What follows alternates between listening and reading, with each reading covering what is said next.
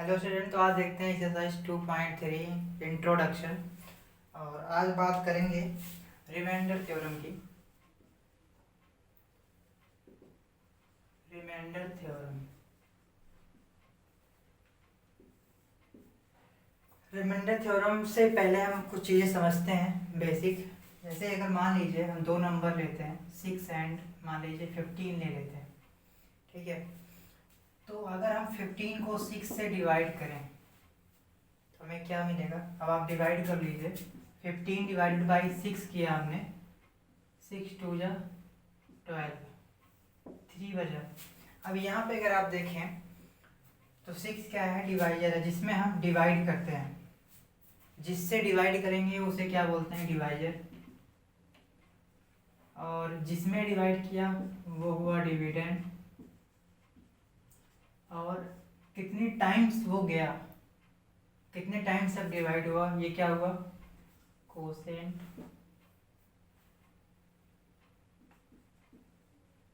और नीचे जो आपको माइनस करने के बाद बचा वो क्या होगा, रिमाइंडर। तो हमें इसी रिमाइंडर के ऊपर बेस्ड थ्योरम के बारे में बात करनी है। तो यहाँ से अगर आप देखें, जब हमने डिवाइड किया तो यहाँ से फॉर्म क्या बनी। इसका मतलब अगर हम इसको लिखना चाहें कि 15 किसके इक्वल है, 6 इंटू 2 प्लस 3 की। 6 2 या 12 प्लस 3 इज इक्वल टू 15 आ रहा है। इसका मतलब क्या हुआ, 15 यहाँ क्या है, हमने बताया डिविडेंड है। तो इसका मतलब क्या हुआ, डिविडेंड इज इक्वल टू 6 क्या है, डिवाइजर है, इंटू कोसेंट 2 क्या है, देखो कोसेंट है ना, प्लस 3 क्या है, रिमाइंडर।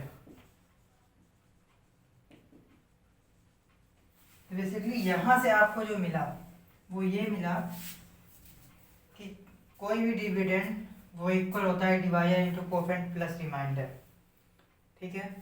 तो बेसिकली एक तरीके से जो आपकी रिमाइंडर थ्योरम है यही है, बट इसमें थोड़ा सा भी हम अगर एनसीईआरटी लेवल में देखेंगे थोड़ा सा और डिफरेंट समझेंगे। अब यहाँ से हमें क्या दिखाई देता है, यहाँ से अगर हम 15 की बात करें, मान लीजिए अगर यहाँ पे रिमाइंडर हमारा 0 हो जाता, जैसे हम कोई भी एक नंबर, दो नंबर ले लें और लेट कर लेते हैं, इसको रफ करते हैं फिर समझाते हैं। अगर हम समझें तो डिविडेंड इज इक्वल टू, हमने बताया कि divisor into quotient plus remainder. अगर हम लेट कर लें रिमाइंडर 0, ठीक है, इसका मतलब क्या हुआ, तब क्या हो जाएगा, डिविडेंड किसके इक्वल हो जाएगा, डिवाइजर इनटू कोसेंट के। रिमाइंडर 0 है तो आपका यही बचेगा। तो अगर हम बात करें, मान लीजिए दो नंबर अगर ले लें, 6 और 12 ले लेते हैं यहीं पे। तो यहाँ अगर आप लिखोगे 12 इज इक्वल टू, तो क्या हो जाएगा, 6 इंटू 2 प्लस 0। यहाँ रिमाइंडर 0 आ रहा है। तो बेसिकली यहाँ पे क्या होगा, इसका मतलब ये हुआ कि 12 इज इक्वल टू 6 इंटू 2 हो गया, dividend is equal to divisor into quotient.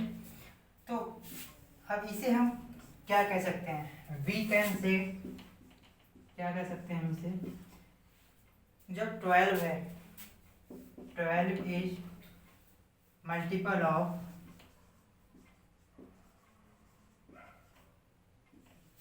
6, या ये भी लिख सकते हैं 12 इज मल्टीपल ऑफ 2। या अगर हम इन दोनों को साथ में करें, क्या 12 are multiple of 6 and 2, 6 and 2, 6 और 2 दोनों का मल्टीपल है। या और भी इसको क्या कह सकते हैं कि 6 इज फैक्टर ऑफ 12, या 2 इज फैक्टर ऑफ 12। और क्या कह सकते हैं, अगर इन दोनों को साथ में लेने तो हम ये लिख सकते हैं 6 एंड 2 आर फैक्टर ऑफ 12, ये भी लिख सकते हैं। तो इसका क्या मतलब हुआ कि हम 12 को क्या क्या लिख सकते हैं, क्योंकि ये प्रोडक्ट में था इसलिए हम इसको मल्टीपल भी कह सकते हैं, और ये दोनों इसके क्या हैं, फैक्टर्स हैं। तो अगर चलो, तो इसका मतलब यहाँ पे आपने ये चीज़ें समझी कि अगर कोई भी नंबर किसी दो नंबर के प्रोडक्ट के इक्वल है तो हम इसको क्या क्या बोल सकते हैं, क्या क्या कह सकते हैं, ये आपने समझ लिया। अब आगे अगर बात करें, ये तो था कि अगर रियल नंबर कोई होती है तो हम कैसे उसको डिवाइड करेंगे, क्या उसमें रिमाइंडर थ्योरम हो। अब बात करते हैं किसी पॉलिनोमियल को अगर पॉलिनोमियल से डिवाइड किया जाए, कर सकते हैं डिवाइड। हमने आपको पिछले इंट्रोडक्शन की 2.1 के इंट्रोडक्शन में बताया भी था प्रॉपर्टीज में कि अगर किसी पॉलिनोमियल को पॉलिनोमियल से डिवाइड करते हैं तो क्या होता है, पॉलिनोमियल ही आता है। तो यहाँ पे उसी चीज़ को थोड़ा सा एक्सप्लेन करके देखते हैं, समझते हैं, क्योंकि वहाँ शॉर्ट में हमने बता के निकल लिए थे। अब यहाँ पे डिटेल में समझते हैं उसके बारे में।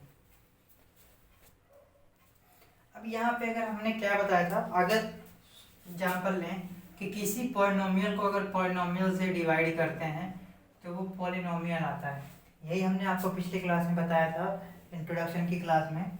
तो बेसिकली यहाँ पे क्या है, हमने यहाँ पे एक चीज़ बताई थी कि जो नोमिनेटर वाले पॉलिनोमियल है इसकी जो डिग्री होगी वो डिनोमिनेटर वाले पॉलिनोमियल की डिग्री से हमेशा क्या होगी, ग्रेटर देन होगी, तभी वो पॉलिनोमियल आएगा। अब यहाँ देखिएगा दो कंडीशन हैं। पहली कंडीशन क्या है कि डिग्री ऑफ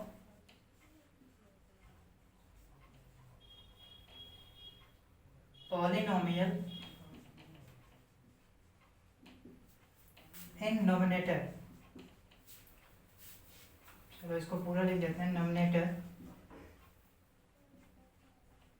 ये ग्रेटर देन या इक्वल होती है किसके, polynomial of, degree of polynomial in denominator, degree of polynomial in denominator.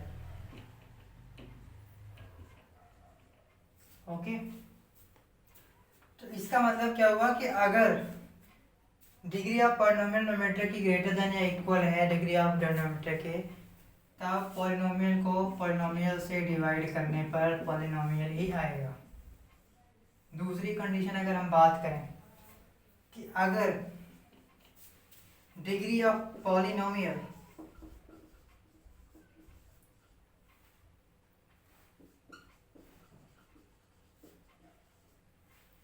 In numerator less than है degree of polynomial in denominator,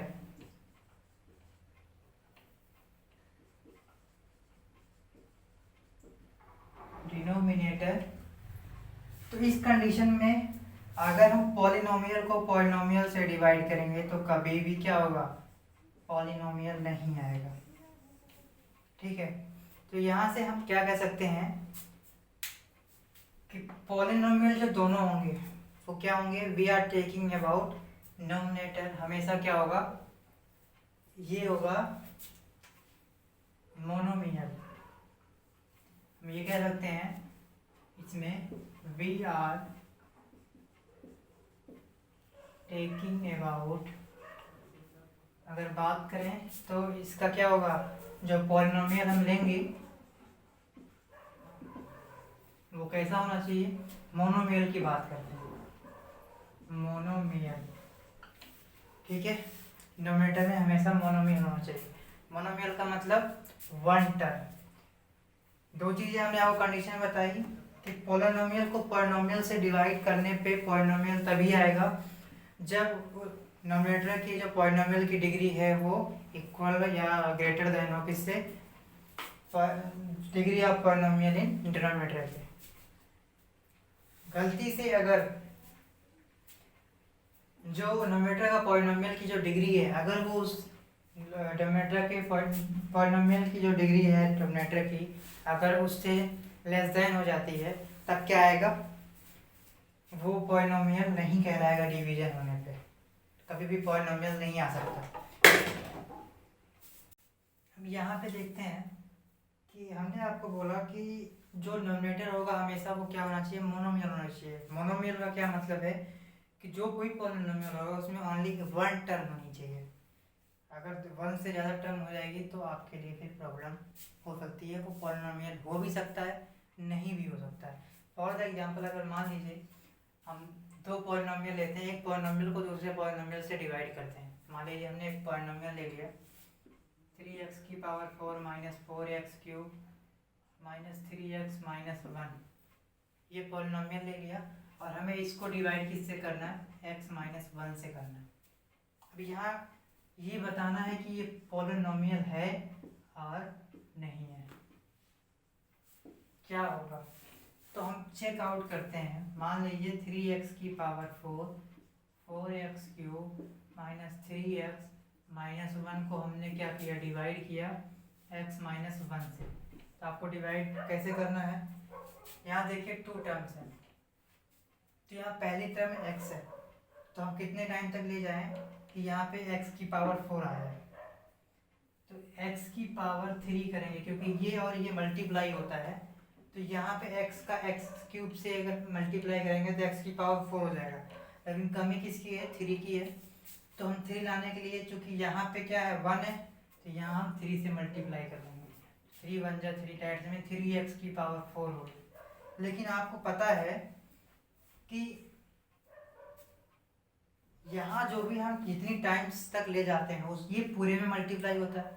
तो इस 3x का क्यूब x से तो मल्टीप्लाई हो गया, बट 1 में भी मल्टीप्लाई होगा, तो क्या हो जाएगा माइनस 3x क्यूब। अब हम क्या करते हैं, साइन चेंज करते हैं, सब्ट्रैक्ट करते हैं, तो ये तो कैंसिल। तो यहाँ पे माइनस करेंगे क्योंकि अपोजिट साइन हो गए, तो माइनस होने पे क्या आएगा, माइनस एक्स क्यूब आएगा। और अगला डिजिट हमने यहाँ पे रिमाइंड किया 3x आया।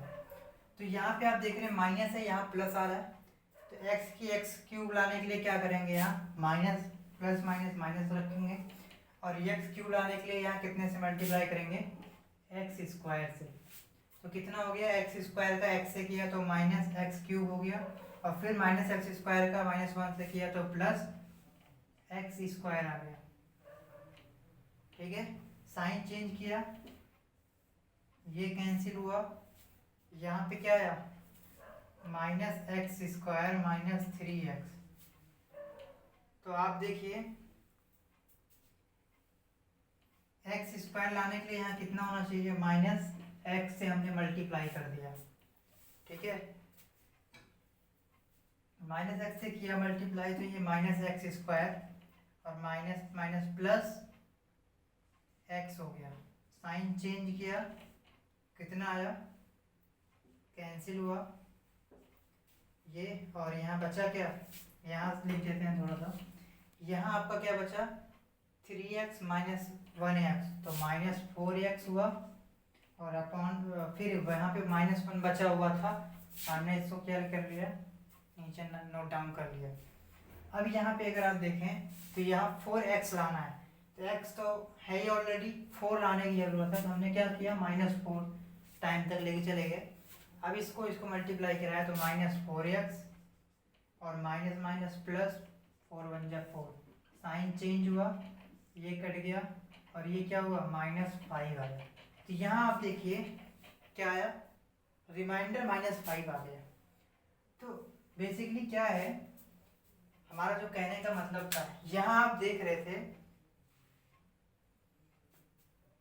इसमें एक से ज्यादा टर्म थी डिनोमिनेटर में, तो क्या ये पॉलिनोमियल आया, तो यहाँ पे ये पॉलिनोमियल था।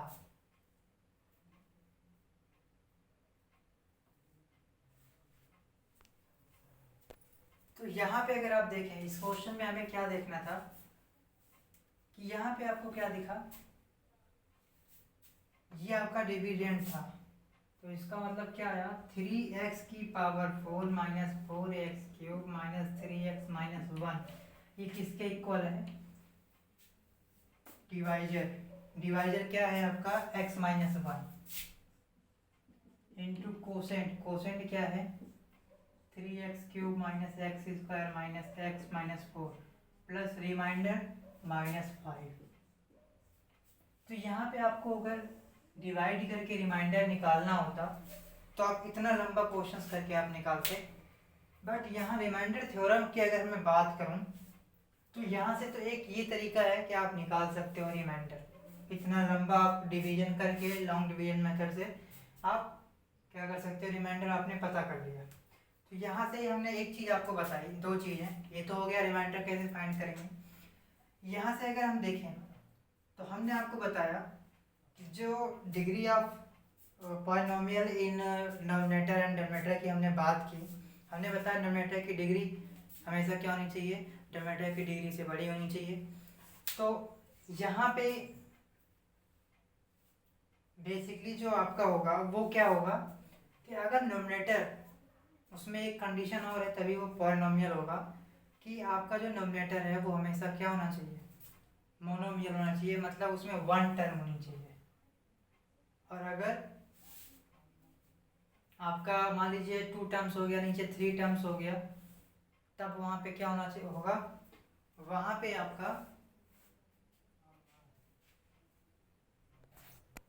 तो अब यहाँ पे एक चीज़ आप बेसिकली जो मोस्ट इम्पोर्टेंट है वो ये भी जान के रखिए ट्रिक कि जो भी आपका नोमिनेटर और डिनोमिनेटर है वो क्या होना चाहिए, मोनोमियल होना चाहिए। डेट्स मीन दोनों में वन टर्म्स होनी चाहिए। अगर वन टर्म नहीं है तो वो क्या होगा, पॉलिनोमियल्स कभी आ नहीं सकता। जैसे मान लीजिए हमने एक एग्जांपल लिया x² - 5 और अपॉन में ले लिया हमने मान लीजिए 3x ले लिया। वैसे अगर आप देखो तो नीचे क्या है, मोनोमियल है, ऊपर बाइनोमियल है, ठीक है। ये वैसे आपको देखने में लग रहा होगा कि जो है आपका पॉलिनोमियल है, बट ये ऐसा है नहीं। रीजन पॉलिनोमियल कैसे, अगर इसको हम अलग अलग कर दें, क्योंकि एक ही टर्म है तो हम इसको अलग अलग करेंगे तो ये लिख सकते हैं। तो यहाँ x से x कट गया तो x/3 मतलब 1/3x आ गया, और ये 5/3x आया इंटू 1/x आया। यहाँ पे तो आप देख रहे हो कि ये क्या है, मोनोमियल है। यहाँ क्या है, 5/3 x⁻⁻1 आ गया। ये क्या है, क्या पॉलिनोमियल है, पॉलिनोमियल नहीं है ये। तो अगर हमने आपको प्रॉपर्टीज भी बताई थी कि अगर किसी पॉलिनोमियल में हम विदाउट मतलब नॉट पॉलिनोमियल नंबर को ऐड करें तो वो क्या होगा, पॉलिनोमियल नहीं आएगा। तो क्योंकि ये पॉलिनोमियल नहीं है, ये है, तो इसलिए क्या होगा, ये पूरा पॉलिनोमियल नहीं कहलाएगा। तो बेसिकली यहीं से आप ध्यान रखिए कि अगर किसी भी पॉलिनोमियल के नोमिनेटर और डिनोमिनेटर में दोनों क्या होने चाहिए, मोनोमियल होना चाहिए, वन टर्म्स होनी चाहिए, तभी वो पॉलिनोमियल डिवाइड करने पे बनेगा, अदरवाइज नहीं बनेगा। तो अब ये बेसिक चीज़ें आपको पता होगी। अब नेक्स्ट वीडियोज में हम बात करेंगे रिमाइंडर थ्योरम की। ये तो रिमाइंडर थ्योरम के पहले बेसिक समझना था, नहीं तो आपको जो डिफिनेशन है एनसीईआरटी की वो आपको समझ में ही नहीं आई क्या उसने कहा है। तो ये सारी चीज़ें बेसिक आपने समझ लिया, रिमाइंडर क्या है, डिविडेंड क्या है, डिवाइजर क्या है, और क्या क्या प्रॉपर्टियाँ हैं, सारी चीज़ें हमने आपको ये समझा लिया। अब नेक्स्ट बात करते हैं रिमाइंडर थ्योरम की, तो आगे देखेंगे नेक्स्ट वीडियो में। आज के लिए इतना ही।